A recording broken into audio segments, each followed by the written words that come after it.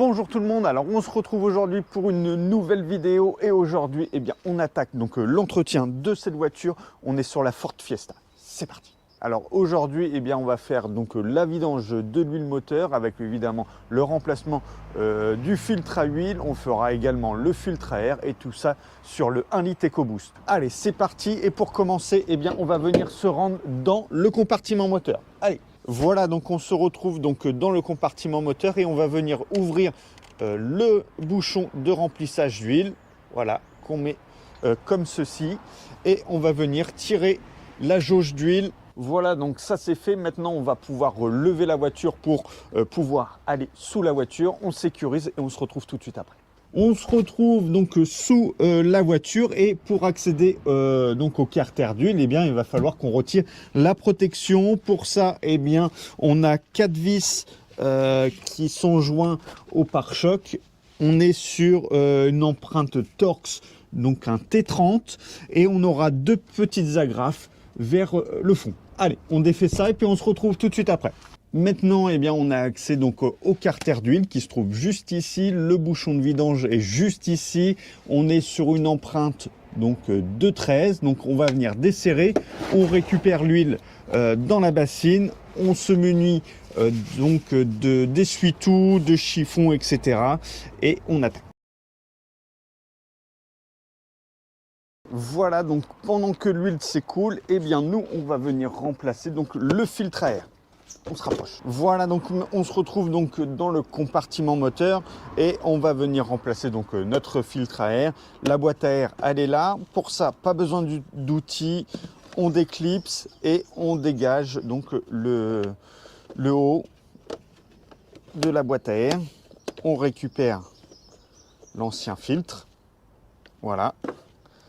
Et on va venir remplacer. Avant de remettre donc le nouveau filtre, on s'assure que ce soit bien le même et on s'assure aussi que la boîte à air soit propre. Si c'est pas le cas, un petit coup d'aspirateur et on passe au remontage.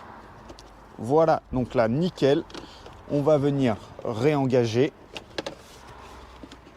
On met bien les petites agrafes, voilà. On presse. Et voilà. Voilà, donc ça y est, c'est chose faite. Maintenant, on retourne dessous. On se retrouve donc sous la voiture. L'huile a fini de couler et on va récupérer donc le nouveau bouchon de vidange. Donc voilà, on va venir le replacer. Voilà, donc on essuie un petit peu, on viendra nettoyer après. Et maintenant, on va s'occuper du filtre à huile. Allez, on se rapproche. Voilà, donc on a le carter d'huile qui se trouve juste ici. On a notre bouchon de vidange qu'on vient de remettre. Et le filtre à huile, lui, va se trouver en contre-haut, juste ici. Voilà, il est juste là. Donc, il est facilement accessible. Et on va venir mettre la bassine en dessous et on va venir le desserrer. Allez, on attaque.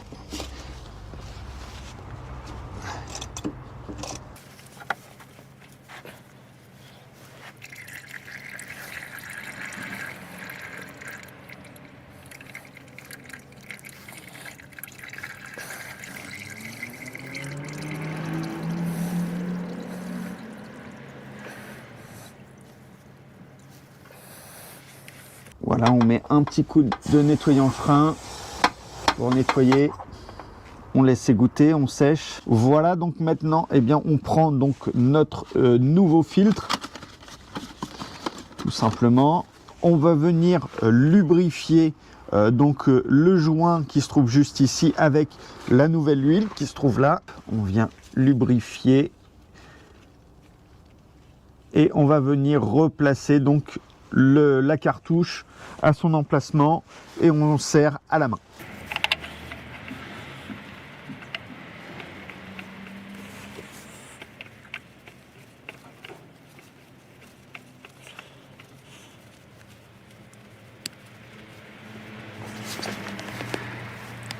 Voilà, donc maintenant on va pouvoir passer au remplissage donc de l'huile moteur. Avant ça, on s'assure d'avoir la bonne huile qui correspond au moteur. Donc pour ça, on se renseigne tout simplement sur le carnet d'entretien de la voiture ou tout simplement sur internet. Donc ici on est sur du 5W20 et on se renseigne également de la capacité d'huile du moteur. Donc ici on est sur du 4,6 litres, donc on va venir se rapprocher le plus possible de cette quantité. On fera tourner la voiture et après on fera les niveaux.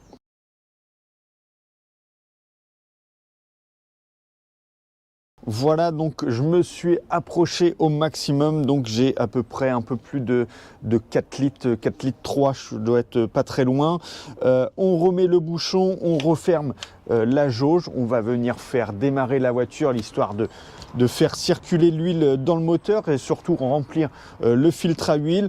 Pendant ce temps-là, eh ben, on va rabaisser la voiture, on remet sur ses 4 roues et on se retrouve tout de suite après. Voilà, on a remis la voiture sur ses 4 roues. Maintenant, on va venir vérifier donc le niveau et faire les ajustements. Voilà, donc ça y est, c'est chose faite. Maintenant, on passe à la suite. On se retrouve donc dans l'habitacle et maintenant, on va venir remettre à jour donc le compteur de maintenance du véhicule. Donc pour ça, on va venir se rapprocher. Voilà, donc pour ça, eh bien, on va venir mettre le contact et on va se rapprocher du tableau de bord. On va venir naviguer dans l'ordinateur de bord. Pour ça, eh bien, on va utiliser donc les fonctions qui sont là, le petit joystick. Donc voilà.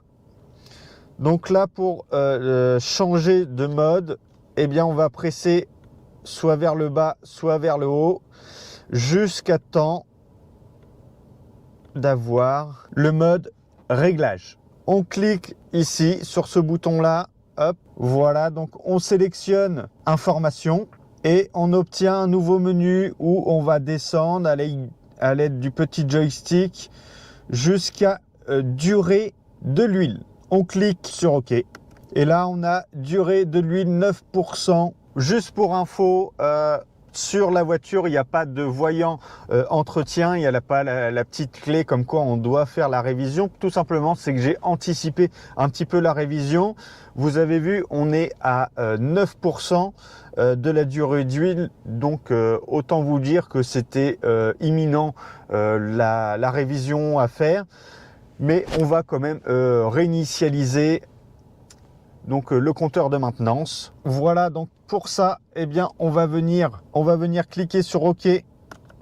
On a un message, maintenir OK enfoncé pour réinitialiser. Donc c'est ce qu'on va faire. Voilà, hop, je maintiens enfoncé. Et voilà, réinitialisation faite. Voilà, donc la vidéo touche à sa fin. On a fait l'entretien, donc la vidange de l'huile moteur, le remplacement du filtre à huile, du filtre à air, remise à zéro du compteur journalier. Voilà, j'espère que cette vidéo va vous servir. Si c'est le cas, évidemment, on n'hésite pas, on met un pouce. On peut même s'abonner, hein, ça fait plaisir et ça mange pas de pain. À très vite.